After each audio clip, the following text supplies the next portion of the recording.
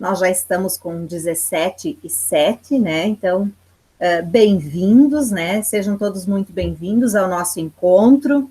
Tem um recadinho aí, né, que eu deixei na tela para vocês. O nosso assunto hoje é sobre estratégias de gamificação no Google Forms, né? O professor Tiago, que vai coordenar, vai conduzir, ele pediu para que, se vocês puderem, né, se vocês quiserem estar fazendo junto com ele, vocês possam interagindo, né, e ele pode estar ajudando, tirando algumas dúvidas nesse momento, você estar logado numa conta Gmail, né, computador ligado, numa aba do Chrome, e logado numa conta Google, né? Mantenha os microfones desligados, né? Vocês podem ir questionando no chat, que eu vou repassando essas perguntas para o professor Tiago, conforme eles vão falando, para a gente não ter muito tumulto. Se nós não tivermos muitas pessoas, não tem problema, né? Com a questão da câmera, mas é bom manter a câmera desligada logo para início, para que a gente não fique com muito peso, né, na rede, porque de repente não suporta todos os que gostariam de estar participando. Né? Então, eu vou apresentar o professor Tiago, né? O professor Tiago é mineiro, né? Mineiro, mas mora em Curitiba. Ele é um historiador, um cientista social formado pela Universidade Federal de João Pessoa. Né? Desde o início da carreira, ele atuou como professor das redes privadas, municipal, estadual, federal, e ao longo dos últimos anos ele teve a oportunidade de trabalhar como docente na modalidade de educação online, tanto na graduação quanto na pós-graduação. O professor Tiago também atuou na formação de gestores na rede pública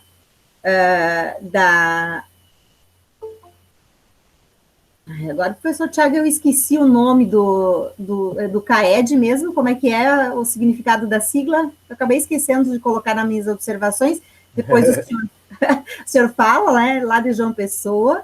Juiz de Fora, é verdade. Com professores da educação básica, né, de todo o Brasil, através da editora Positivo, em Curitiba, né, tanto no sistema positivo de ensino, como no sistema de ensino Aprender Brasil, né. Além da docência, ele já se dedicou muito também à autoria de materiais didáticos, trabalha com pesquisas nas áreas de história do Brasil e das ciências sociais, publicou ao longo dos anos, né, uma série de artigos, né, e capítulos de livros sobre a educação. Atualmente, ele tem desenvolvido um trabalho maravilhoso, né, um trabalho muito legal, que está sendo muito procurado, de gamificação para a educação, com destaque especial a essa parte que nós vamos trabalhar dentro dos formulários Google. Então, seja bem-vindo, professor Tiago, né, ao nosso seminário estadual, que a gente possa ter um bom momento, né, e que todos os que estão aqui consigam aproveitar.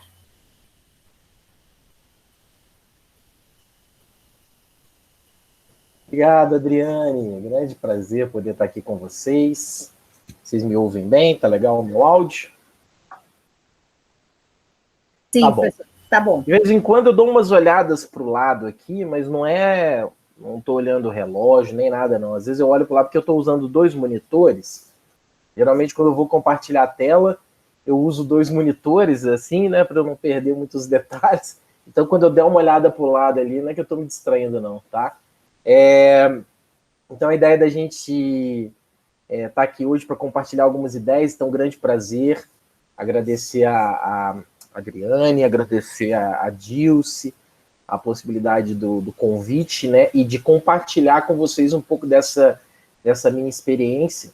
Eu costumo dizer que é sempre esse compartilhamento com os meus pares, né? Hoje eu estou alternando entre a educação básica e o ensino superior, né? Eu trabalho numa escola com ensino fundamental e trabalho também com um curso superior. Eu coordeno um curso de história de uma faculdade privada aqui, que é do Paraná, mas que está no Brasil inteiro. E então, assim, para mim, sempre que eu estou entre professores e professoras da rede pública, eu me sinto entre os pares, né? Eu costumo dizer isso, porque a minha trajetória toda, a grande maior parte do tempo, eu estive aí nas escolas públicas, eu estive em escolas municipais, estaduais, estive numa escola federal, que foi uma grande alegria na minha vida também, enfim. Então, ao longo desse ano, quando eu retomei o meu trabalho com educação básica, acabou ganhando destaque aí um trabalho que eu vinha fazendo com os meus alunos, venho fazendo, né? Que é um trabalho de gamificação usando o Google Formulários, né? E isso foi uma coisa muito, muito bacana, porque de alguma maneira me fez ficar assim, muito feliz, porque abriu justamente essa possibilidade, né, como eu disse, de compartilhar mesmo ideias, de poder estar com vocês igual eu estou aqui hoje, tá? Então eu vou, só antes da gente botar a mão na massa, eu já queria só sugerir, então, quem puder, né, quem estiver aí usando o Chrome, quem tiver com sua conta Gmail logada e quiser, como a Adriane disse, e já testando, né? A gente está aqui num ritmo de oficina. Nosso objetivo aqui não é palestra, não é um trabalho teórico, né? Embora a gente vai falar de alguns elementos que são teóricos, né? Eu vou mostrar para vocês aqui duas ferramentas, então, que são ferramentas básicas que eu considero legais para esse trabalho, tá? Então eu vou até compartilhar minha tela. Eu imagino que para muitos não seja novidade nenhum esse tipo de ferramenta aqui que eu vou usar, tá? Deixa eu compartilhar minha tela, então. Eu só vou te interromper, professor, teve alguns que comentaram, ai, que pena que eu não tenho Chrome né, nesse computador. Tudo isso está sendo gravado e vocês podem assistir, né, depois. Assim que liberar a gravação do Meet, a gente lança esse link lá para o seminário e amanhã já está disponível. Ele vai ficar disponível para vocês. Eu acho que quem tiver com outro navegador, eu acho que consegue também. Eu vi ali alguém comentando do Firefox.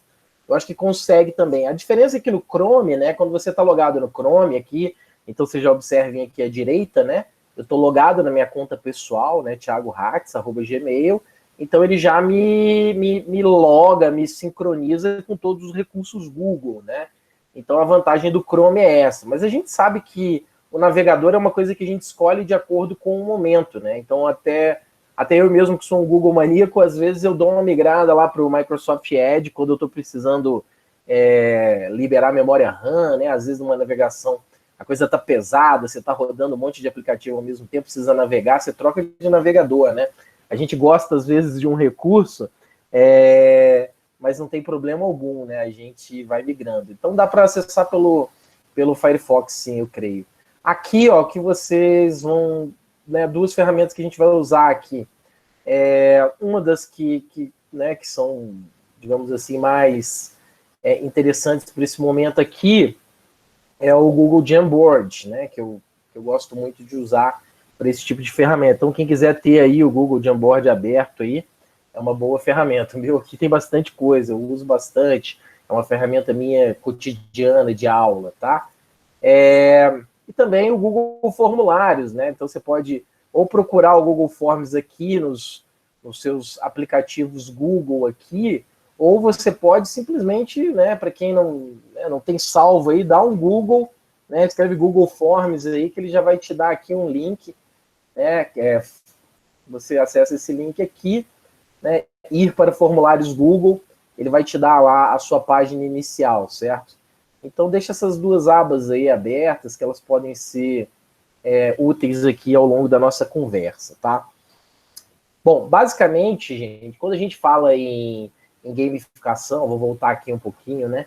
Quando a gente fala em gamificação da educação, estratégia de gamificação, a gente pensa em algumas coisas, né?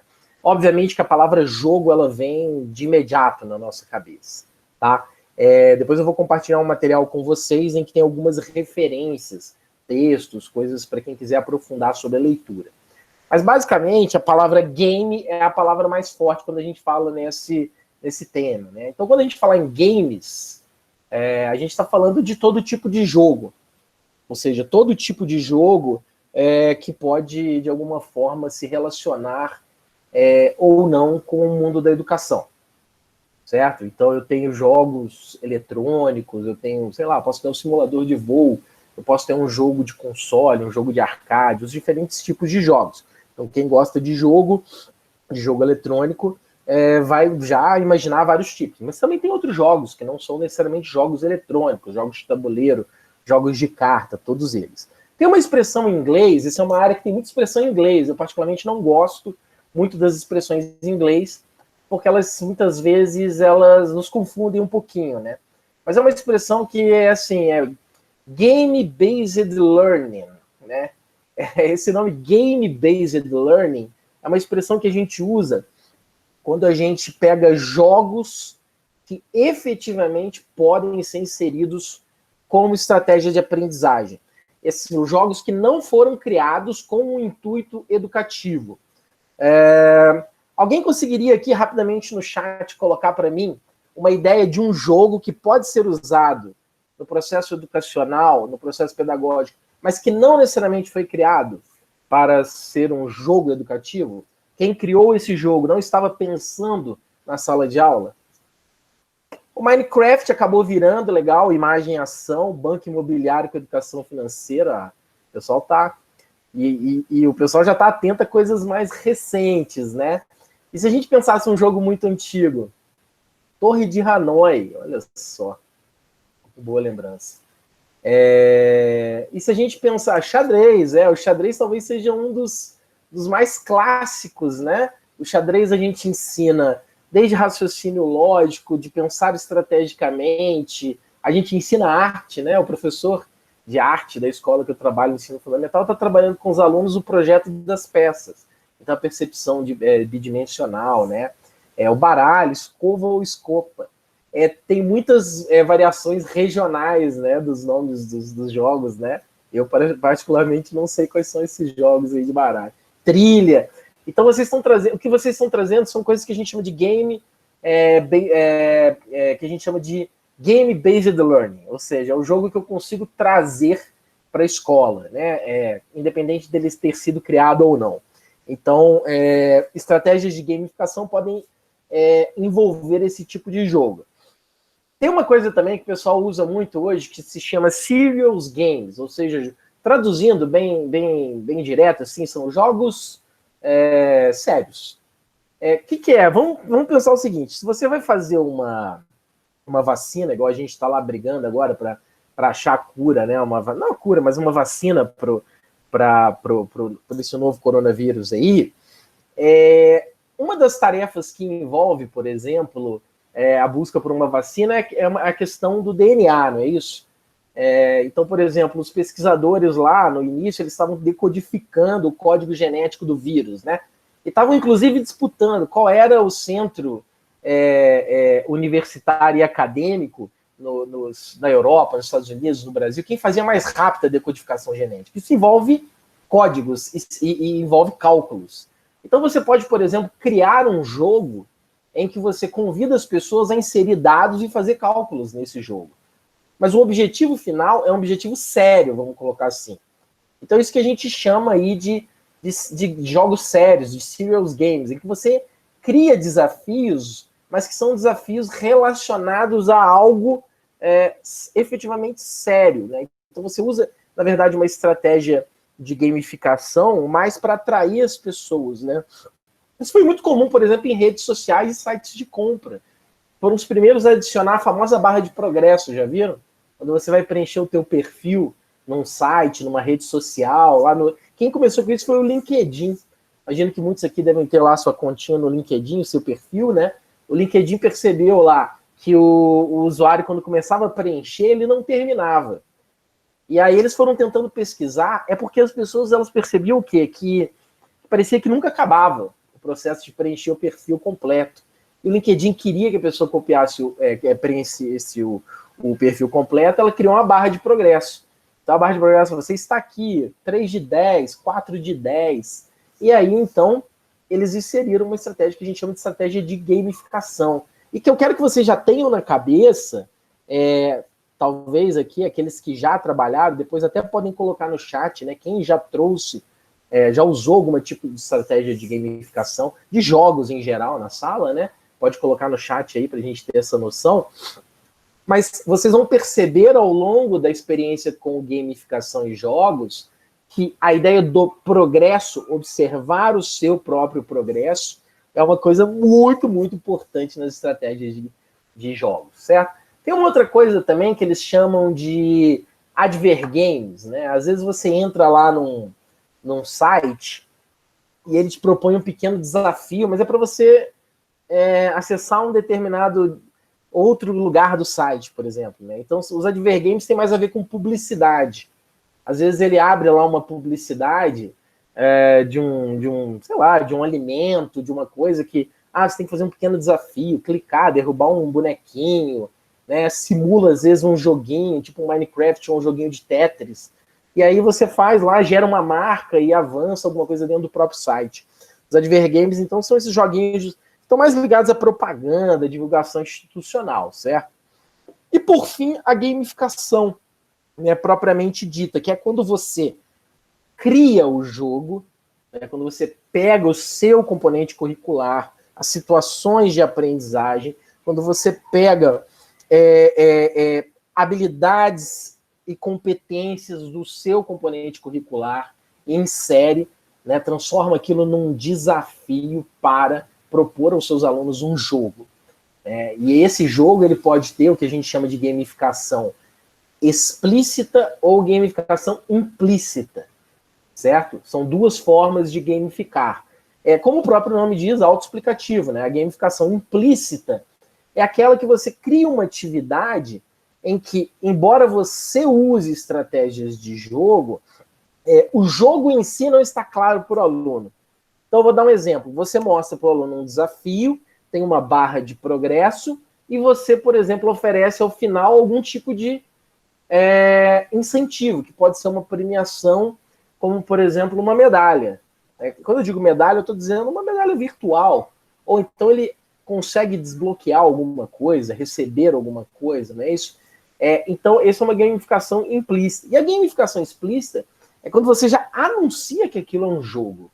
Então, o aluno ele entra naquela experiência já sabendo que é um jogo. A gente tem hoje inúmeras e inúmeras experiências de gamificação na educação. Desde as mais comuns e tradicionais, como jogos de trilha, baralho, como vocês falaram. Então, a gente tem milhares de professores, Brasil afora, e professoras que adaptam jogos de trilha, jogos de carta, e não só jogos desse tipo, jogos também corporais, jogos, né, que se relacionam com a expressão corporal, que aí a turma da educação física tem aí inúmeras experiências e acúmulos aí muito legais ao longo do trabalho que vem sendo feito por eles aí Brasil afora. Então, jogos corporais também, que tem desafios, que tem estratégias. Mas o que eu quero que a gente pense aqui, o que há de comum e de importante nessa estratégia de gamificação são 3 elementos muito, muito importantes. O elemento do desafio. Não há gamificação sem desafio, porque é o desafio que mobiliza o aluno a partir para esse processo. A outra questão é o observar o progresso. Então você precisa verificar que você está avançando ou não. Né? Por isso que, lembrando lá aquela estratégia que o LinkedIn percebeu lá no início, né? As pessoas não iam até o final por uma razão óbvia, elas não tinham noção se elas estavam no meio do caminho, se elas estavam indo bem ou estavam indo mal. Então, no jogo, quando você oferece ao aluno o panorama de ir bem ou ir mal, ele consegue perceber, né, melhor e ter uma sensação mais positiva de atuação nesse trabalho. E a terceira, que é a importância para o professor fundamental, é que a estratégia de gamificação gera para você, professor e professora, feedback, retorno imediato. Certo? Você observa, ao jogar, o aluno, a cada passo, te dá feedbacks, te dá retornos que você pode observar. Então, ele é uma forma muito, muito bacana de acompanhar o desenvolvimento, de perceber a aprendizagem do aluno. Não é só uma ferramenta de avaliação. Isso é importante que a gente não perca isso de vista. Porque muitas vezes as pessoas sempre perguntam, mas eu vou criar esse jogo para avaliar os alunos? Não. A gamificação pode ser usada em todas as etapas do processo de aprendizagem. Eu vou mostrar, por exemplo, hoje, o Conselho do Rei, que é o jogo que eu criei, que acabou dando um destaque ao meu trabalho. Eu vou mostrar para vocês hoje o Conselho do Rei 2 pela primeira vez. Vocês vão ser as primeiras pessoas a verem, além dos meus 24 alunos de 7º ano que já viram. Eu vou mostrar para vocês o Conselho do Rei 2, porque tem alguns recursos que eu quero compartilhar com vocês. Ele foi usado como uma estratégia que a gente chama aí hoje de sala de aula invertida. Né? O que é basicamente sala de aula invertida? É quando você mobiliza os alunos para algum tipo de experiência com o conteúdo antes da própria aula. Então você vai trabalhar, eu ia trabalhar com eles, formação do estado absolutista, certo? Então aí para quem não é da história ou para quem não está tão familiarizado, mas basicamente saindo da Idade Média para a Idade Moderna. Eu precisava mostrar para esses meus alunos como é que o Estado mudou, ou seja, como é que surgem os reis absolutistas, quais que são os desafios que estavam colocados para os reis absolutistas. Só que eu estava vivendo ali, naquele momento, um tempo reduzido. Por quê, gente? Quem é da história aí sabe que nós, na história, tivemos uma mudança de conteúdo com a BNCC. A Idade Média, ela veio para o 6º ano. Ela saiu do 7º e veio para o 6º. Então o 6º ano ficou muito grande. Só que a minha turma não passou por essa mudança. Então a gente teve que, além de agregar o novo conteúdo do 7º, pegar aquilo que eles não viram no 6º. Então eu, além do conteúdo do 7º, eu tinha que dar a Idade Média. Então o meu ano ficou apertadinho com o 7º. Então eu precisava pensar em estratégias que fossem mais interessantes, mais agradáveis, que dessem mais autonomia para os alunos. Então eu pensei, vamos trabalhar agora, então, o jogo. Antes da pandemia, eu comecei a planejar o jogo. Aí veio a pandemia, a gente foi para casa, né? A escola trabalhando de forma remota. Muitas pessoas perguntam se o jogo foi pensado por causa da pandemia. Não, ele não foi, mas acho que ele potencializou a sua ação por causa da pandemia. Ele foi pensado antes e foi lançado, se eu não me engano, nós paramos lá 19 de março. O jogo já estava praticamente pronto. Eu acabei segurando um pouco para a gente se organizar. Então, o jogo ele pode ser pensado como sala de aula invertida, como processo de aprendizagem conjunta, pode ser pensado como avaliação. Qualquer um desses 3 caminhos pode ser positivo. Bom, o que eu precisava? Precisava fazer algo rápido e que eu conseguisse ver o resultado dos alunos de forma rápida. Eu queria fazer eletrônico, por quê? Porque fazendo eletrônico, eu conseguiria mobilizar os meus alunos. Então, no caso, eu tenho um perfil de alunos que tem facilidade com ferramentas digitais. Então, só que eu, ao mesmo tempo, eu não podia, por exemplo, parar e me dar o luxo de aprender, por exemplo, a programar um jogo com uma ferramenta do jeito que eu queria. Por quê? Porque eu não teria esse tempo e a habilidade que eu tenho inicial me faria gastar meses para aprender. Então, o que eu fui? Fui buscar aquilo que eu tinha maior domínio, que era o Google Formulários. Eu lembrei, então, de algumas características do Google Formulários, muito por causa lá da época que eu fazia pesquisa eleitoral, essas coisas, e eu falei, não, então vamos lá usar o Google Formulários, e aí nasceu o Conselho do Rei, que vou mostrar aqui rapidinho para vocês, deixa eu só ver aqui onde que ele está, para quem ainda não teve oportunidade de ver. Foi muito bacana, até o presente momento, se eu não me engano, tem umas 9.000 pessoas jogaram. Eu vou compartilhar com vocês depois um documento, um PDF, que tem todos os links para quem quiser jogar, para quem quiser ver também. Eu vou compartilhar com vocês aqui. Esse material do professor Tiago, tem muita coisa, já está lá no site, tá? Eu já compartilhei com você, né? Você me mandou, Tiago, então já está lá no site, lá naquele material, né, disponível, né, de acesso, ele já está lá colocadinho com o nome do professor Tiago, tá? Legal, lá tem o acesso a esse jogo, tem outras coisas que depois eu conto para vocês. Mas basicamente, então... Tem o seu canal. Isso, tem o canal no YouTube lá, que tem umas coisas bacanas. E o site também, o material compartilhado do Google Docs. É isso aí. Então, o Conselho do Rei, basicamente, é o quê?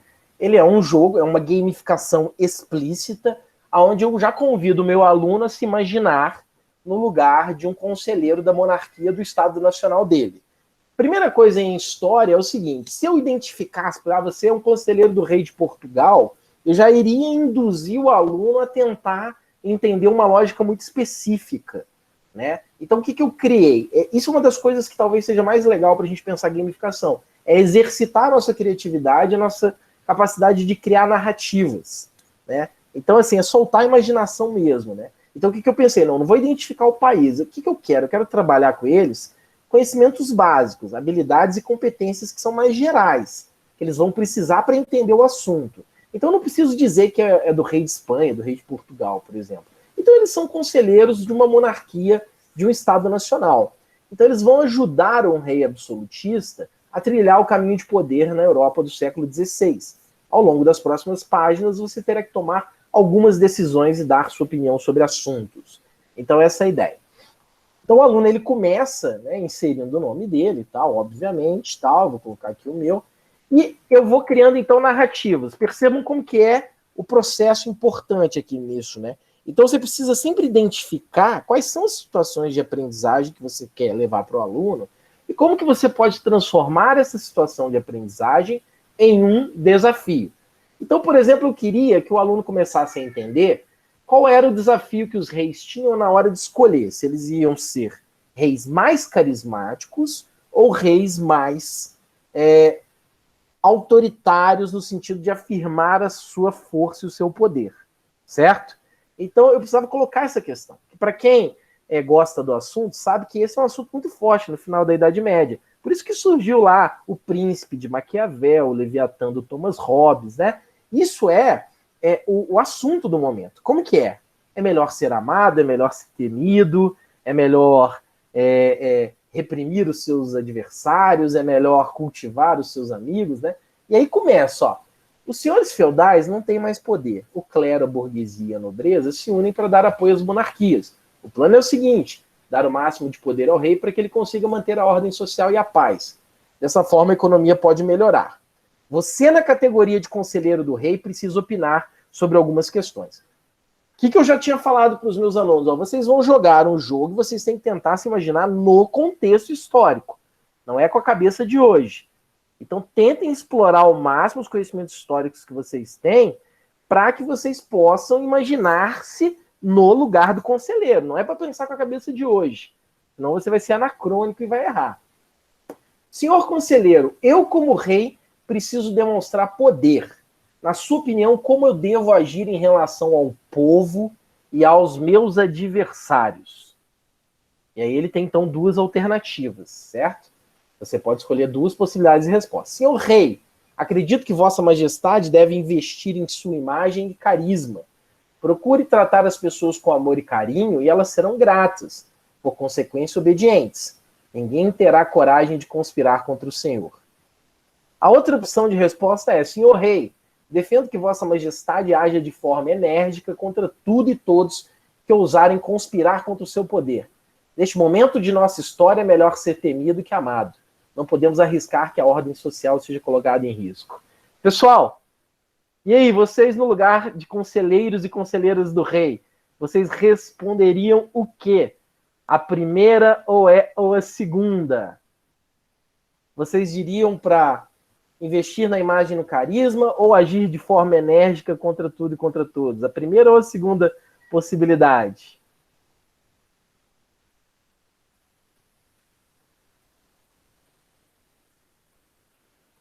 A segunda, a Thaís falou a segunda com uma risada maquiavélica. A Rosane já acredita na primeira. Mais alguém quer? Patrícia, ele tem um diálogo com o RPG, nós vamos falar sobre isso, né? Ele pega um pouco da estratégia do RPG. Segunda, primeira, a Bruna segunda, né? Vamos marcar, então, a primeira, só por uma questão de ordem aqui, para a gente ver, então, o que vai acontecer. Marquei a primeira e cliquei em próximo, certo? Quando eu cheguei no próximo, ó, ele me dá um feedback. Seu conselho não surtiu um efeito positivo. Embora o rei seja amado por muitas pessoas, há uma grande conspiração sendo tramada contra ele. os camponeses estão insatisfeitos e parte da burguesia reclama do seu poder, certo? O que aconteceu aqui? Então, eu dei um feedback, perceba que eu não falei que você está errado, não falei isso para o aluno, certo? Eu não falei assim, você errou. Por quê? Porque se você trabalhar com isso, você não está fazendo nada que seja diferente de uma avaliação tradicional. Você já está desestimulando o aluno a seguir no jogo. Então, eu crio a ideia aqui, eu crio não, né? Eu estou trabalhando com a ideia, não foi eu que inventei essa ideia, né? De trabalhar com feedbacks e com alternativas mais plausíveis ou menos plausíveis. Vamos evitar o certo e errado na estratégia do jogo. Vamos sempre trabalhar com resposta. Por quê? Porque se você trabalha com certo e com errado, primeiro, pode ficar muito óbvio para o aluno a resposta, e quando ele tiver o feedback, ele não vai aprender nada, né? Então aqui ele aprendeu o quê? Que o rei tá, beleza, o rei tá sendo amado, mas o fato dele investir no carisma acabou abrindo espaço para gerar conspiração, porque as pessoas não estão com medo dele. Os camponeses estão insatisfeitos e a burguesia está reclamando do poder, certo? Vamos só ver aqui, então, como seria se tivéssemos respondido a segunda. Respondemos a segunda, ó, vamos lá.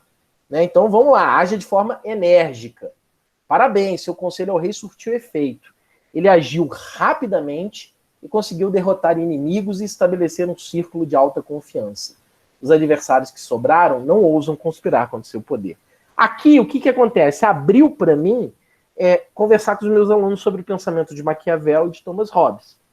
Então, que talvez seria menos interessante se eu botasse no quadro para o aluno e falar, hoje vamos aprender o que o Maquiavel pensa, o que o Thomas Hobbes fala, né? Então, isso que eu estou chamando de sala de aula invertida. Eles foram fazer essa atividade antes da aula sobre o assunto. Então, eles vieram para a aula quentes. Professor, qual que é a resposta? Quero saber, não sei o quê. Então, vamos entender por que é essa resposta mais plausível, né? E aí a gente vai abrindo, a gente foi mostrando sobre essas coisas e tal, beleza?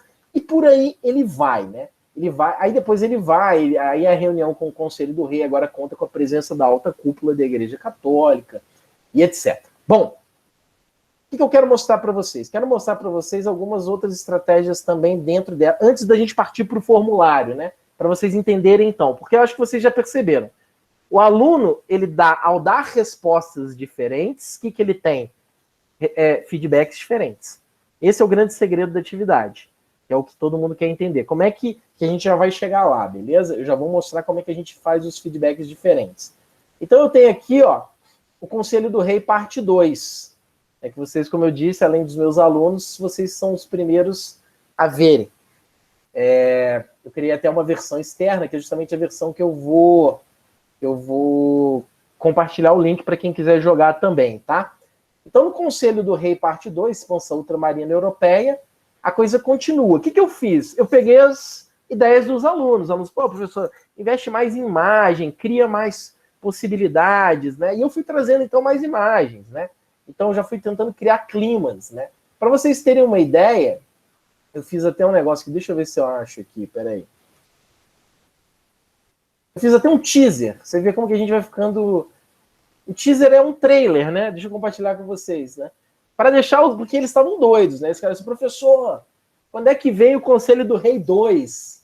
Aí eu falei, vou deixar eles malucos, né? Aí eu falei assim, peguei e falei, vou fazer um trailer do jogo, né? Para ver como que eles vão reagir. E soltei lá na plataforma que a gente usa. E aí eles... Falei, tem um negócio para vocês verem lá, tal.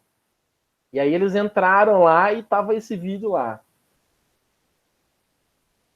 É um minutinho só para vocês verem como é que ficou.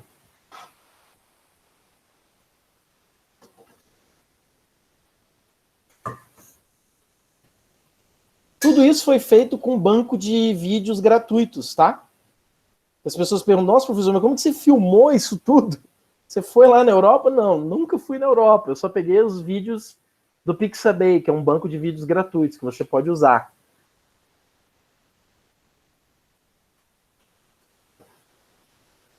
Professor, coloca o nome de onde que é que o senhor pegou os vídeos gratuitos, coloca no chat, pode ser? Pode ser, vou colocar.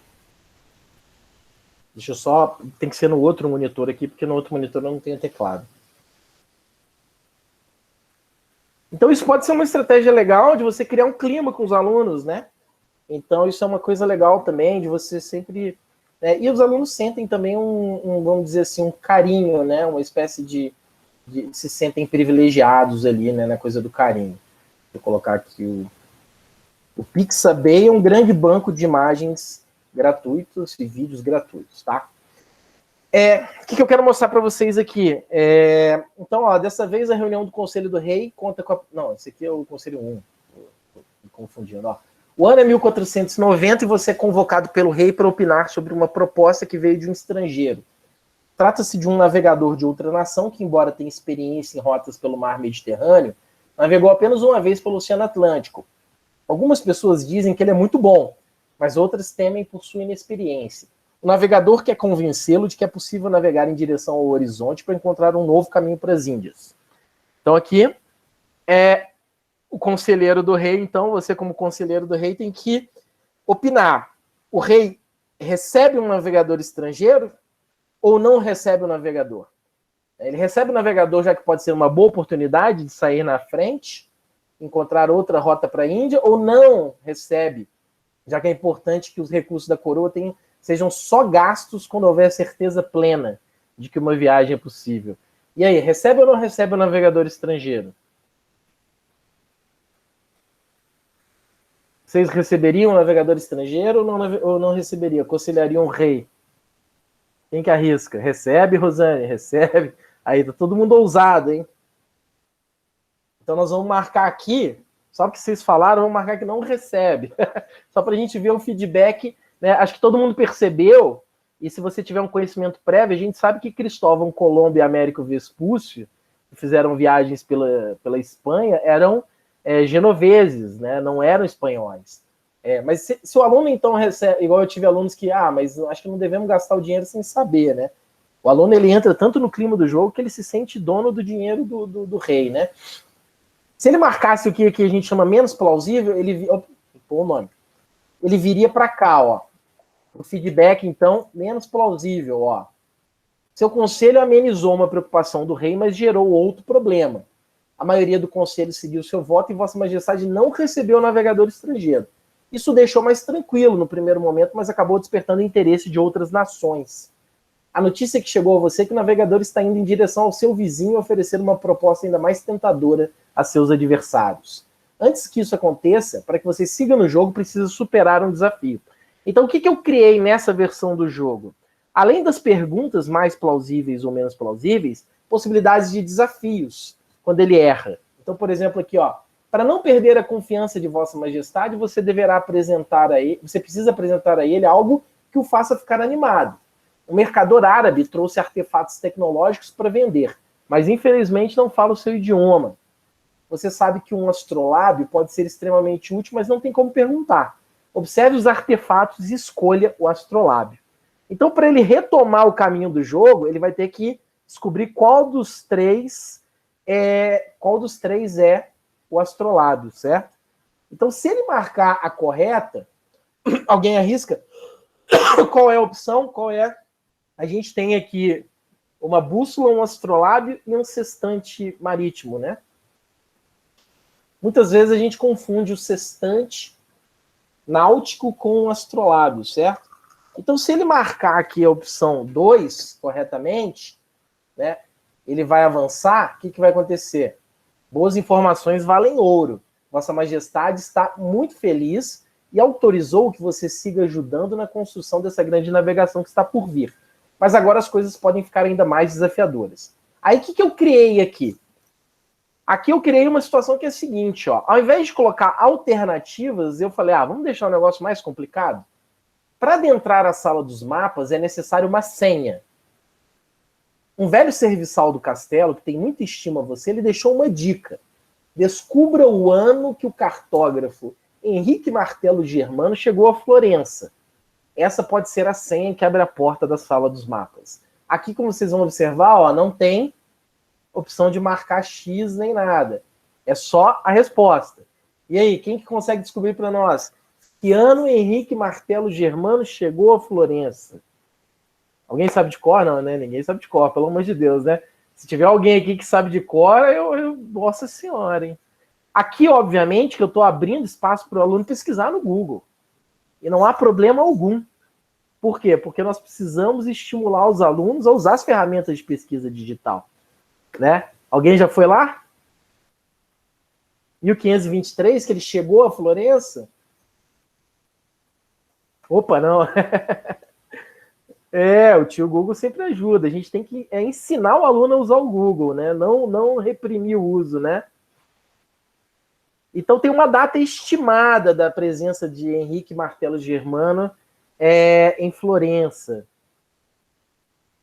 Qual que será essa data aí? Isso, olha lá, a Lenisa trouxe para nós. Então, Henrique Martelo Germano esteve entre 1459 e 1490. Ele é o primeiro cartógrafo que faz um desenho enorme da Ásia e da África no mapa. Então, 1459 pode ser a senha, né? Ah, mas eu digitei 1458. O que vai acontecer ali, ó? Vou clicar em próximo, a senha está incorreta.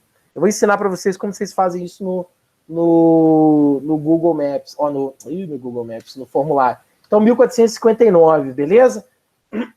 Avancei. Aí, o que é a sala dos mapas, que eu estou chamando de sala dos mapas? É um link para uma pasta no Google Drive que eu criei. Então, não tem isso. É porque, como eu disse, eu não sou um programador.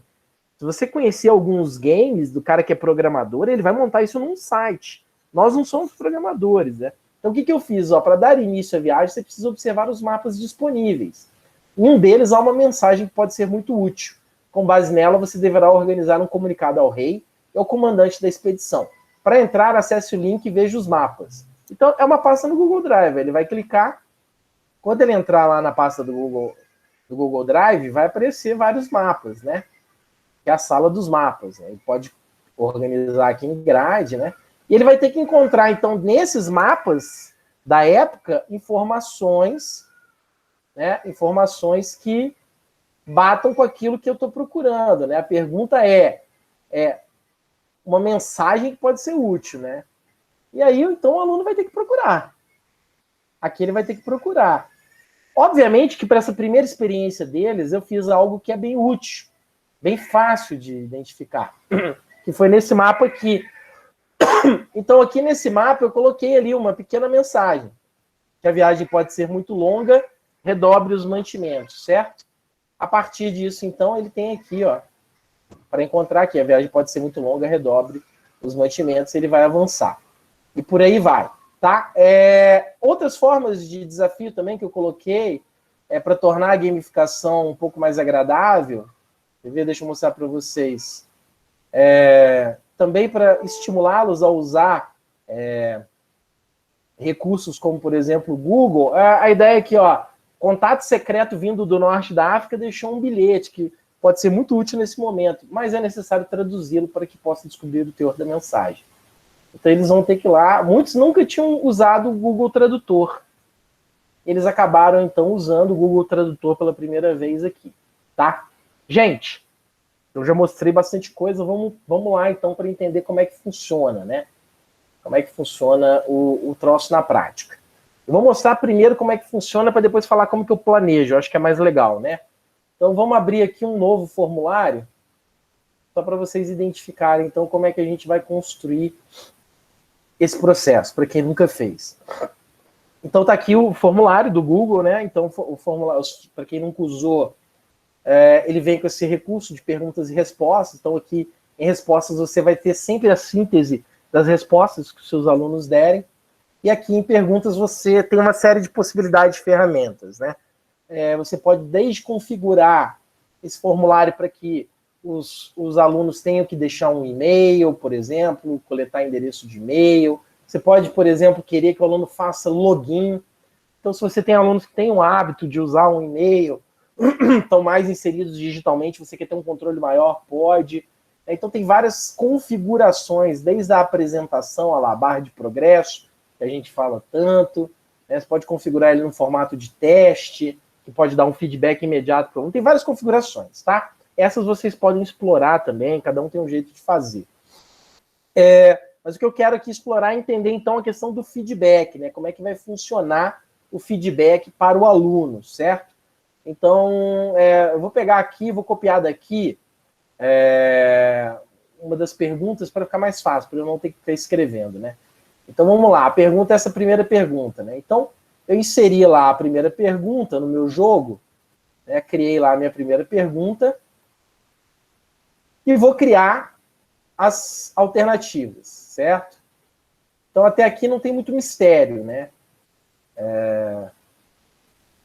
Eu estou colocando aqui, estou criando perguntas e alternativas de resposta. Posso criar 3 alternativas? Posso. Lembre-se que cada alternativa gera um feedback. Ah, mas eu posso criar 2 alternativas que vão para o mesmo feedback? Pode. Tudo você tem que considerar o tempo que você tem para montar o seu trabalho. Tá? Então aqui eu já tenho uma pergunta com 2 alternativas. Claro para todo mundo, ó. Estou usando aqui o recurso de múltipla escolha. É o recurso mais tranquilo nesse momento, tá? Mas o formulário vai oferecer outras possibilidades. Resposta curta, parar. A gente vai usar o de resposta curta também, tá? O de caixa de seleção pode ser usado também, mas acho que num jogo como esse, é difícil você oferecer ao aluno mais de uma possibilidade de resposta, tá? Então, beleza, eu tenho aqui a pergunta com 2 respostas. Eu quero agora inserir os feedbacks. Por quê? Porque eu quero que, ao clicar na primeira alternativa, ele seja levado para um lugar. Ao clicar na segunda, seja levado para outro, não é isso? Vamos pegar aqui os feedbacks aqui. Vamos copiar também os feedbacks daqui, tá? Então, eu vou pegar aqui, ó. O primeiro feedback é o feedback plausível, né? O feedback da resposta mais plausível, certo? O que eu preciso fazer? Aqui é uma das coisas importantes. Você vai inserir uma seção. Você sempre separa as perguntas dos feedbacks por uma seção. Tá vendo? Ó, aqui na sua barra, você tem essa ferramenta de adicionar seção, certo? Adicionei a seção, ó, tá aqui a seção 2, beleza? Vou colocar aqui, então, o meu feedback, certo? Para o outro feedback, da resposta menos plausível, eu vou adicionar outra seção. Lembre-se sempre de posicionar essa barra de recursos do Google Formulários no lugar certinho. Se ela estiver aqui e você adicionar a seção, ela vai vir para frente da outra seção, perceberam? Então, ó, o segredo é você clica no ponto de partida de onde você quer trabalhar. Então, eu quero criar uma seção depois da 2 de 2, eu clico aqui na 2 de 2. Ó. Aí ela vai para o lugar certinho. Ó. Cliquei, show de bola. Vou adicionar o feedback da 3. Opa, fiz o mesmo feedback, não pode. Deixa eu voltar lá. Opa, vamos lá. Provavelmente alguns já devem estar assim na cabeça. Mas e o botão de voltar? Tem como tirar? Não tem. Esse é o grande problema. Mas isso é uma coisa que a gente já está aí pentelhando lá o Google Formulário para eles resolverem isso para nós. Beleza? Então, a seção 2 do meu formulário é o feedback da resposta mais plausível e o feedback da seção 3 é o da menos. Qual que é o pulo do gato, então? Não tem mistério. Você vai vir aqui, clicar na sua pergunta e vai vir aqui nos 3 pontinhos. Tá claro para todo mundo? Olha lá. Quando eu clicar nos 3 pontinhos, ele vai me dar a opção de ir para a seção com base na resposta. Certo? Quando eu clicar ir para a seção com base na resposta, percebam que ele vai abrir aqui uma setinha, ó, debaixo de cada alternativa, e aí ele te dá a possibilidade agora de escolher aquilo que a gente precisa, ou seja, para onde eu quero que vá o meu aluno quando ele clicar, ó. No caso, se ele clicar em você, aconselho o rei que aceite receber o navegador, eu quero que ele vá para a seção 2. Se eu clicar em você, aconselho o rei a não receber, eu quero que ele vá para a seção 3. Claro para todo mundo? Foi muito rápido? Geralmente, Thaís, a gente mexe durante muito tempo no Google Formulário e não mexe nessa ferramenta, né? Então, é isso. Então, olha só, lembrar isso, segredo, ir para a seção com base na resposta mas você precisa, obviamente, adicionar sessões antes. Porque se você não adicionar sessões antes, você pode ir passo a passo. Você pode ir pergunta, feedback, próxima pergunta. Aí o caminho do seu jogo você vai construir de acordo com o seu desejo, com a sua vontade. Vamos pensar lá, então, a coisa da senha, né? Eu quero criar, então, igual o Thiago fez lá, uma pergunta que o aluno tem que descobrir uma senha. Pode ser uma conta, viu, pessoal da matemática. Eu fiz um trabalho com o pessoal do interior de São Paulo, de São Joaquim da Barra, que a professora fez um trabalho de gamificação incrível sobre o supermercado. O aluno tinha que observar produtos com desconto. Me fugiu o nome agora do trabalho que a professora fez. Ela criou uma estratégia de gamificação incrível. Então você pode adicionar questões matemáticas aqui, tá? Então vamos lá. Então vamos supor que eu quero aqui, ó, a senha. Agora eu vou pegar vocês, hein? A senha para avançar esta etapa é o ano que o Tupi Futebol Clube tornou-se conhecido como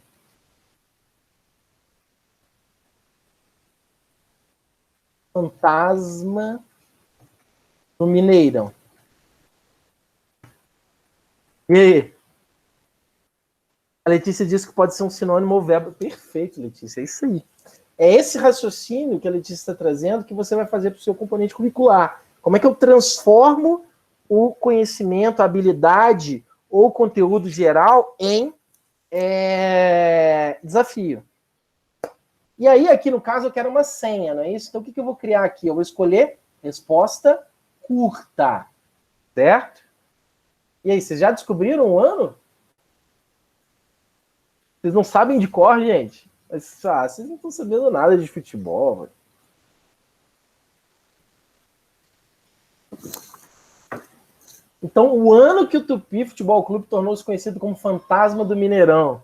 Mas ninguém foi lá no gol, ninguém se interessou pelo Tupi, né? Então, mas eu digo para você... Eu ia brincar com o senhor, professor, eu não sei nem quem é o Tupi. Tem que é o Tupi Futebol Clube, Fantasma do Mineirão, é o time de Juiz de Fora, minha cidade, que no ano de 1966 venceu o Cruzeiro em Juiz de Fora, depois foi desafiado pelo Atlético, venceu o Atlético no Mineirão, aí o América tentou vingar o Atlético, convocou o Tupi para um jogo, o Tupi venceu o América, o Cruzeiro retornou para tentar e perdeu também. Então o Tupi venceu os 3 grandes na mesma semana dentro do Mineirão e passou a ser chamado Fantasma do Mineirão. E aí naquele mesmo ano, o olheiro da seleção brasileira estava vendo o jogo, convidou o Tupi para ir até Caxambu, no sul de Minas, fazer um jogo treino contra a seleção Pelé e Garrincha.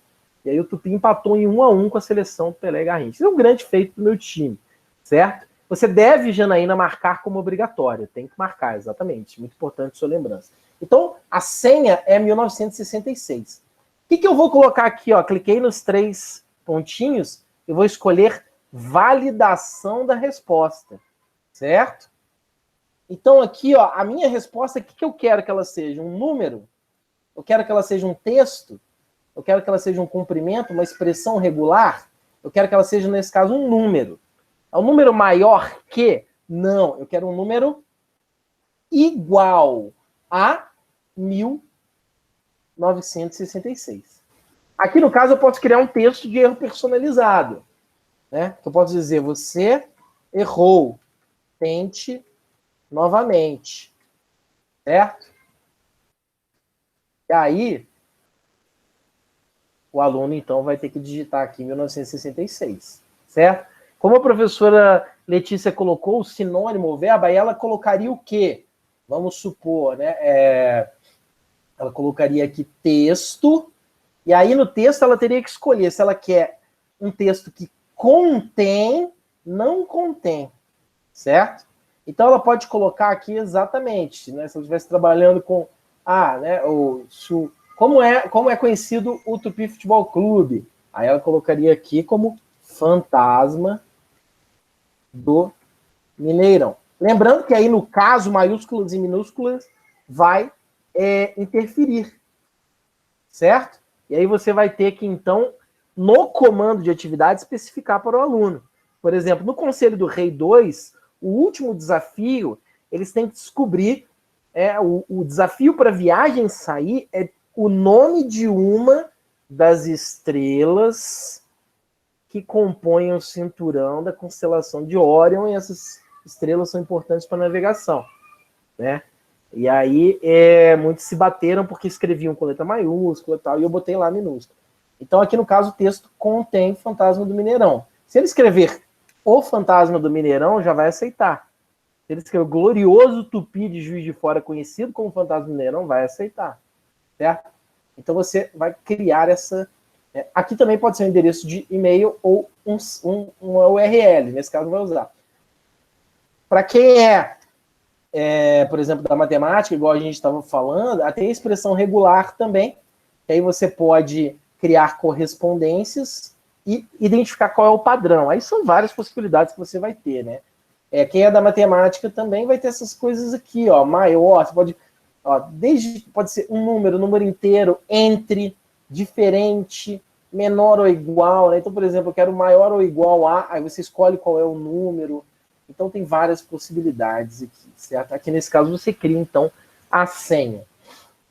No caso do Google Drive, quando você quiser criar uma pasta, então, para colocar coisas para os alunos, a única coisa que você tem que se lembrar, né? Você cria a tua pastinha lá, e na hora de gerar o link compartilhável da sua pasta, você se lembre, né, de colocar aqui que qualquer pessoa na internet com esse link pode ver, né?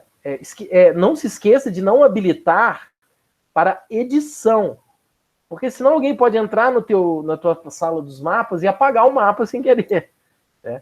Então, ao editar o link compartilhável, se você quer, por exemplo, criar alguma coisa usando o Google Drive dentro, você vem aqui e escolhe qualquer pessoa com link, né? Pode ser leitor, não editor, porque senão você pode alterar. Então, assim, são pequenas coisas que a gente vai criando, né, de improviso e vai colocando, e que para os alunos pode gerar um tipo de coisa assim, de identificação bem bacana, tá? Só para a gente não ficar muito tempo só nisso. Se tiverem alguma dúvida sobre os procedimentos do Google Formulário, podem mandar no chat, que a gente vai trocando ideia. Como é que eu planejo o jogo, né?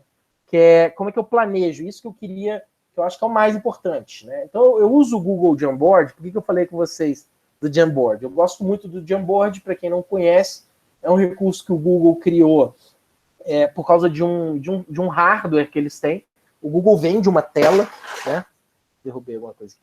O Google vende uma tela, que é uma tela touchscreen grande para salas de reunião e aula, bem interessante, e vem com esse aplicativo, que é nada mais nada menos que um aplicativo de post-its, né? Que eles não chamam aqui de post-its para não fazer propaganda para 3M, né? Eles chamam de nota autoadesiva. Como é que eu construo, então? E você pode fazer no post-it, ou você pode usar, por exemplo, o seu quadro branco, quadro de giz, papel, o que você quiser. Por que eu gosto do Jamboard? Porque você pode ir escrevendo e depois fazer Ctrl+C, Ctrl+V. Então, basicamente, como é que eu penso? Eu penso o seguinte: o jogo ele tem a situação 1, certo? O que eu chamo de situação? Pergunta. Beleza? Tá claro para todo mundo? Show. Para cada situação ou pergunta, deixa eu botar um F11 aqui que fica um pouquinho maior. Beleza. Para cada situação ou pergunta, eu vou gerar 2 alternativas, certo? Vamos pensar nisso.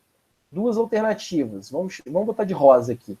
Uma alternativa plausível. Vamos chamar de mais plausível. Então, estou trabalhando com certo ou errado, certo?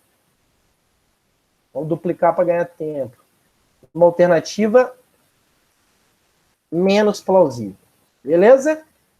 Então, aqui, para cada situação, terei uma alternativa mais, uma menos. Eu estou escrevendo de forma genérica, mas você já pode, por exemplo, começar a colocar aqui, ó. Qual que é a situação aqui? A minha situação eu quero trabalhar quero fazer um jogo de... vamos pensar aqui uma coisa assim, igual eu vi lá, a professora de literatura lá do estado de São Paulo fez da Anne Frank. Ela estava trabalhando o diário de Anne Frank com os alunos e alunas, Então ela fez um jogo em que você vai passeando pela vida da Anne Frank.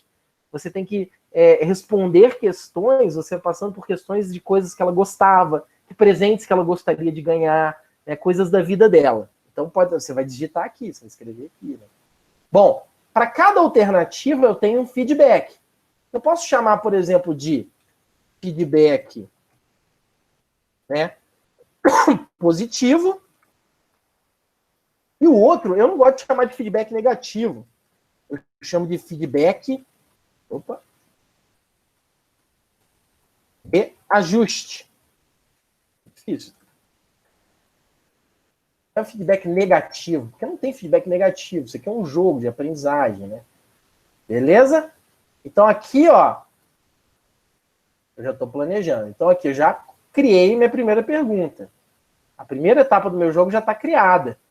Então eu escrevi qual é a situação 1, escrevi qual que são as alternativas e quais são os feedbacks. Qual que é o próximo passo que eu vou dar agora? O próximo passo que eu vou dar é definir para onde o aluno vai. Bom, o feedback, o que fez o feedback mais plausível, acho que ninguém tem dúvida. Nós vamos mandar ele para a situação 2. Ele avançou no jogo, certo? Então aqui, ó, quem teve feedback positivo já vai para a situação 2. Aqui tem umas canetas aqui que a gente pode usar, quer ver? Deixa eu pegar aqui, ó, essa marca-texto aqui. Então aqui o feedback positivo, ó, ele vai para a situação 2, tá claro? Beleza. Tá tudo ligadinho aqui, né? Beleza? Agora eu vou definir no meu planejamento do jogo se eu quero que o aluno que passou para o feedback de ajuste, ele vá para a situação 2 ou não. Eu, particularmente, Thiago, gosto, para não desestimular o aluno no jogo, de fazer isso aqui, ó, mandar ele para cá, para a situação 2, certo? Eu mando ele para cá. Certo? Eu dou uma... Mas eu posso fazer igual eu fiz no Conselho do Rei 2, que é o quê? Propor um desafio. Lembra do desafio lá da bússola, do astrolábio? Certo? Posso nomear os desafios também. Numerar, perdão. Nomear, não, numerar. Então ele vai passar pelo desafio 1. Certo? E aí no desafio 1, ele pode ir para a situação 2. Ah, mas e se ele errar o desafio 1 também? Você pode criar uma mensagem que propõe que ele volte para a situação 1. Ou pode dar um game over também nele, certo? E aí você traz ele para a situação 2. E aí, qual que são os próximos passos? Os mesmos passos. Aí as pessoas perguntam assim, tá, mas e se eu quiser mandar o aluno, por exemplo, não para um desafio, mas para uma situação diferente? Uma situação, por exemplo, 1.2. Posso. Pense o seguinte, a única coisa que você tem que levar em consideração é o trabalho que vai dar. Então, na verdade, não nada aqui é impossível. Tudo vai depender do seu planejamento.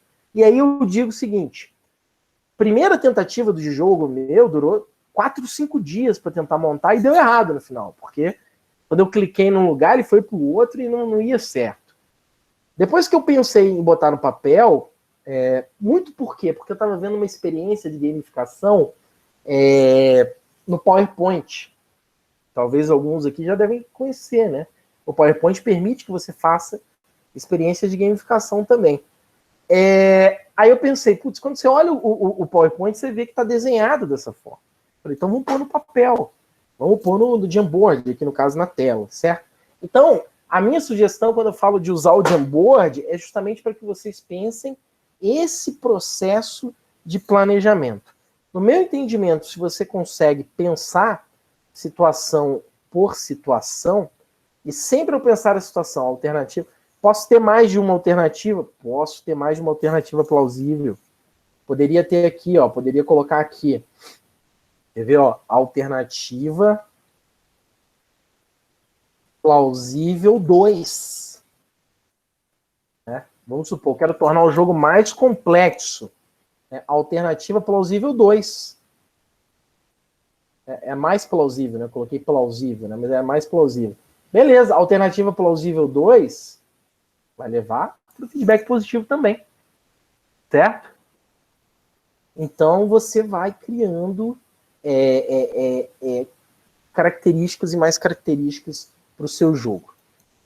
Qual que eu acho que é o pulo do gato? É o planejamento e você observar a tua grade curricular. A partir disso, você vai conseguir construir um jogo bem bacana, tá? A Patrícia falou ali do Canva, né? Com certeza, o Canva é um aliado. Eu uso muito o Canva, porque eu gero lá no Canva várias ferramentas tal, e é uma coisa bem bacana, tá? E a Janaína falou da situação menos plausível, fazer 4 sessões e todas marcadas na resposta. Não entendi a sua dúvida, Janaína. Enfim. Se você puder especificar um pouquinho melhor, que eu acho que eu não consegui entender. Mas então, pessoal, assim, só para eu fechar, então, para a gente fazer uma rodada mais de questões, acho que é isso. Então, eu acho que não tem muito mistério. É o planejamento, o desenho, como a Patrícia diz ali, é uma questão de links certos no lugar certo. É isso sim, é isso aí, exatamente isso. E aí Thiago, a gente pode fazer aqui uma rodada. Eu acho que ela quis se referir assim, que eu posso colocar uma alternativa certa e outras que não são, e todas elas levar para aquele feedback. Né? Perfeito. Né? Perfeito, quer ver? Se eu posso direcionar, ela está colocando isso. Eu posso direcionar a minha resposta, ou tenho 2 alternativas corretas, né? Eu redireciono para aquela que é a correta. Vou colocar aqui, ó, por exemplo, uma opção 3, ó. Você desiste e sai correndo. Certo? Então, se você desistir e sair correndo, é feedback negativo. Então, eu quero que ele também vá para a seção 3. Ó. Então, aqui no caso, eu tenho 2 respostas que levam para o mesmo feedback. Então, se for isso, é isso aí. Isso, mais de uma resposta que leva. Beleza, então é isso mesmo que dá para fazer. Isso dá. E sem marcar como obrigatório, obviamente. A grande limitação do Google Formulários é a ferramenta do voltar. Aí, como que a gente resolve o problema? É no diálogo com o aluno. Nós vamos conversar com o aluno e explicar para ele. Não fique clicando em ir e voltar. Vá jogar. Vá em busca dos feedbacks, né? E na primeira vez que eles jogaram, teve um efeito. Na segunda vez, já foi muito mais fácil. E eles realmente não ficaram indo e voltando, né? Então, acho que isso é uma coisa que vai muito da característica dos alunos. E aí cada um vai ter um jeito aí de programar isso com seus alunos, tá? Eu acho que é interessante. Mas então, assim, pessoal, basicamente é isso que seria uma gamificação explícita com o Google Formulários, mas lembrando sempre, eu acho que é o mais importante para a gente, até mesmo para a gente inserir isso num planejamento de aula, sabe? Porque foi uma coisa muito interessante, assim, tem um colega meu que é aqui do Paraná, de uma cidade aqui próxima, até que ele me mandou assim, beleza, mas agora como é que a gente insere isso num plano de aula? Acho que quando você faz esse planejamento, né, e você cria situações, você identifica, por exemplo, então, ó, posso até aqui, ó, começar aqui, por exemplo, ó, começo a identificar a cada situação a habilidade e competência que foi trabalhada, certo? Então, eu posso colocar aqui, ó, eu defino aqui junto qual habilidade e competência é trabalhada em cada situação. E aí acabou, meu plano de aula está montado, né? Então isso também é uma coisa bem bacana, uma coisa bem interessante que eu acho que pode ser muito interessante, né? No caso com os meus alunos, a gente combinou de fazer mais uma estratégia agora no 3º trimestre. Só que aí nós vamos eu vou incorporar uma outra preocupação, que é a de sair da Europa um pouco, porque como a gente vai estar na expansão marítima, né, então nós vamos trazer agora uma estratégia de gamificação em que esse aluno vai estar no lugar dos nativos, ou seja, ele vai vivenciar a experiência de uma etnia indígena brasileira diante da chegada dos europeus aqui no país. Que é uma outra preocupação também, que é descolonizar um pouco também os nossos jogos. Isso foi até uma coisa que a professora colocou numa live que eu participei outro dia. Ela falou, tô gostando, mas tô achando que tá muito eurocêntrica, né? E fato, né? Acho que a gente também precisa incorporar outras temáticas também para o nosso, que são importantes para o nosso currículo também, tá? E aí eu vi coisas muito legais de pessoas que, por exemplo, estão trabalhando com acessibilidade e estão fazendo coisas também de se preocupar com os jogos de acessibilidade, isso tudo, tá? Então, assim, acho que nesse primeiro momento era isso que eu queria compartilhar com vocês. E, assim, espero que tenha sido claro. Eu acho que eu falo meio rápido às vezes, mas espero que tenha sido claro.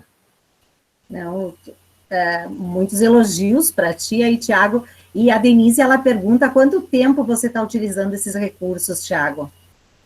O Google Formulário... Desculpem. O Google Formulário em si, com gamificação, foi esse ano. Mas estratégias de gamificação eu tenho usado desde 2007. Então, assim, jogos de tabuleiro, né? Eu sempre, inclusive, fui incorporando aos poucos até a proposta do aluno criar o jogo, né? Então, por exemplo, jogos de tabuleiro, você pega aquele tabuleiro, a gente chama de tabuleiro, o jogo de trilha, né? Com a trilha muda, né? Que só tem os números, e propõe os alunos a criar as cartas, né? Então, isso é estratégia de gamificação desde 2007. Mas incorporar o Google Formulários para a estratégia de gamificação foi esse ano mesmo. Sempre gostei muito também da ideia da lógica do RPG, de você criar personagens usando os dados, né? O Google tem um dado agora bem legal, então para quem quer propor os alunos jogar online, né? Então tem dado virtual agora, já tem muita coisa bacana aí para a gente fazer. Deu para perceber que alguns professores já estão com borbulhinhos aí, né? Tem uma prof de espanhol, agora eu perdi nos comentários, mas ela disse que já está pensando num jogo em espanhol, né? E eu acho que esse é o nosso objetivo, né, Tiago?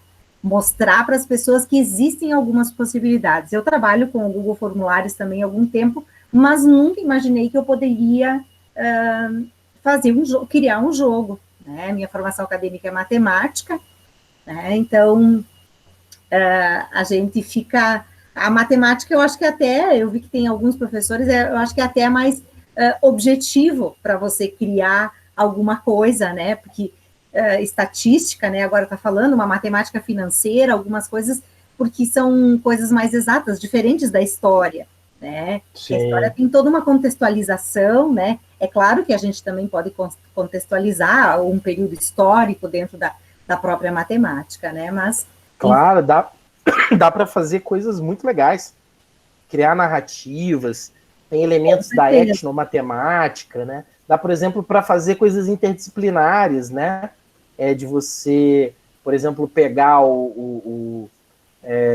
por exemplo, estou trabalhando no Egito, né? Qual é a contribuição das sociedades egípcias para a matemática? Então dá para incorporar uma coisa no outro, e o professor de história fazer com a matemática, tal. Então isso é uma coisa bem legal, tal.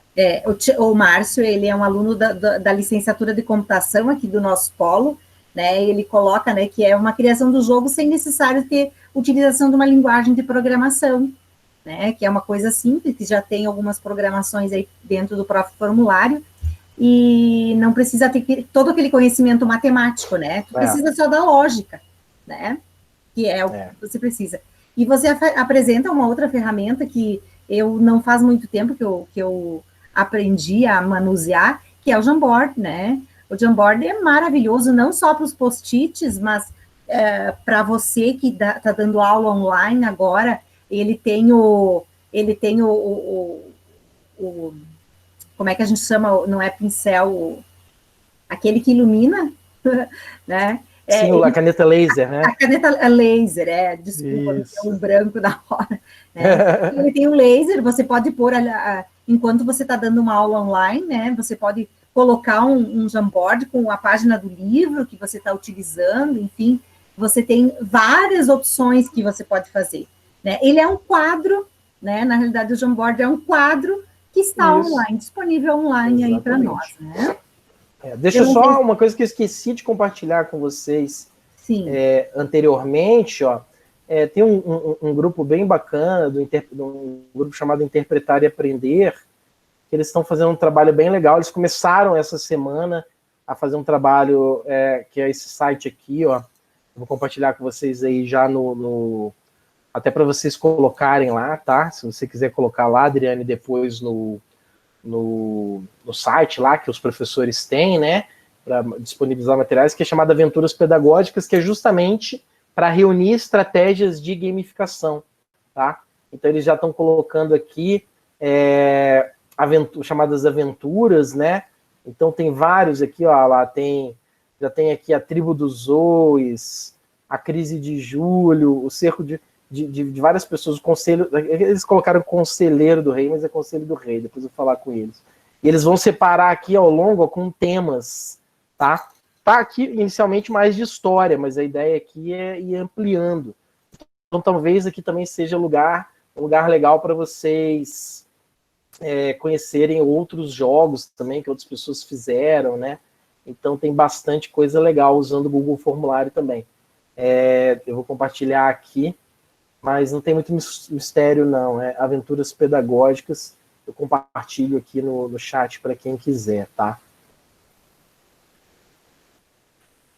Depois a gente coloca lá no site do evento também, para que outras pessoas tenham isso disponível, né? Isso, lá naquele documento também que eu compartilhei, tem então o endereço para o Conselho do Rei 1, tem o endereço para os tutoriais que eu criei, que estão no meu canal do YouTube, tem também um link para o artigo do Café História, que falou desse trabalho, e tem também links lá de contatos comigo, né, a minha página no Facebook, o LinkedIn, que eu uso bastante. Então, assim, embora a vida seja essa loucura aí meio corrida, a gente sempre está aí à disposição para trocar uma ideia, para curtir aí, para compartilhar.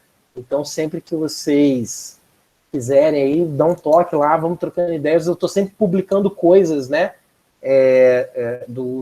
Também tem o meu próprio site, do meu projeto, que está nas minhas redes, mas também compartilho aqui direto, que é o EduquiLab, um projeto de curadoria educacional também que eu vou tocando há um tempo. Então, estamos aí sempre para trocar ideia, compartilhar, conversar. Tu tem o teu canal no YouTube também, aí aquele, de repente ele está ali fácil para disponibilizar, né? Sim. Deixa eu fazer um Ctrl+C, Ctrl+V aqui. Eu vou disponibilizar depois também aquele teaser que eu fiz, porque por enquanto ele está só no canal da escola. Então tem aqui também o canal do YouTube. O canal do YouTube, assim, eu faço poucos vídeos, né? Mais pontual, não sou um youtuber, né? Então não tem atualizações semanais, mas aí clica lá, se inscreve e ativa o sininho, porque quando tiver uma atualização, vocês acabam recebendo, né? E em breve vai ter coisas lá, já tem lá então os dois tutoriais lá que eu fiz divididos de gamificação do Google Formulário. Tiago, a gente agradece, né, esse teu compartilhar, né, de saberes, que é muito importante, né, e eu vou repetir uma frase que eu disse ontem, talvez alguns estavam no nosso, nessa mesma, né, na roda 3 também, como hoje, no grupo 3, eu disse que a única coisa, uma das coisas que fere, né, as regras da matemática, é o conhecimento, né? Porque o conhecimento, quanto mais a gente divide, mais a gente tem, mais a gente adquire. E a divisão na matemática, quando você divide, você perde coisas, né? Você fica com mais. E o conhecimento não. Então, com certeza, essa divisão que você faz conosco, né? Essa partilha, ela vai enriquecer ainda mais o teu saber, né, porque às vezes dá aquele estalinho, né, que nem a gente como professor acaba falando, e a gente consegue aprimorar e consegue ver novas possibilidades, né, para tudo que a gente está tentando solucionar, principalmente nesse momento de pandemia que está difícil para todos, né, está difícil para nós como professores, está difícil para nós como gestores, está difícil para nós enquanto alunos, quem ainda é alunos, como pais, quem é pais e tem que auxiliar seus filhos na escola, né, com os deveres. Tem gente que é pai, aluno e professor, né? Isso, A pessoa tem filhos na escola, está fazendo uma pós-graduação que não parou e está dando aula, né? Então, assim, a gente se vira, né? Se vira nos 30, que nem a gente costuma dizer, né? Então, é uma coisa que é necessária, né? Agradeço a todos, né? Olha, tem mais uma aí que diz me viro nos 30, né, Patrícia? Assim, agradeço a todos vocês que participaram. Como eu falei primeiro, tenho a gravação, ela vai ficar disponível para quem quer rever, né? Principalmente esse passo a passo, né? Que o Thiago foi mostrando, porque às vezes a gente acaba esquecendo, né, de algum detalhe, alguma coisa. Normal. Vocês poderão revisitar, tá? Com certeza. Amanhã a nossa roda vai estar bem interessante também. Eu sempre coordeno o grupo 3. Né? Também vai ter umas meninas que trazem umas dicas bem legais dentro de robótica. Né? Então, já convido para quem quiser conhecer o trabalho e vir para o grupo 3 também vai estar bem legal, certo? Não esqueçam de assinar a chamada, né? A lista de presença. E às 7h30, às 19h30, nós temos o último evento do dia, tá? Um bom descanso, bom intervalo a todos e até daqui a pouco. Tá? Obrigado, Adriane. E assim, só parabenizar mais uma vez, né? Primeiros professores e professores que estão aqui, né? A despeito do cansaço e de toda a dificuldade que é, como você mesmo disse. E acho que assim temos que lutar todos nós para fortalecer espaços de formação continuada para professores e professoras. Acho que é por isso que eu estou aqui hoje, por acreditar nisso. Então, parabéns, Adriane e equipe, a todos os parceiros e parabéns por esse trabalho, porque isso é muito importante, tá, gente? Obrigado e bom trabalho para vocês. Obrigado e bom trabalho para ti também, Thiago.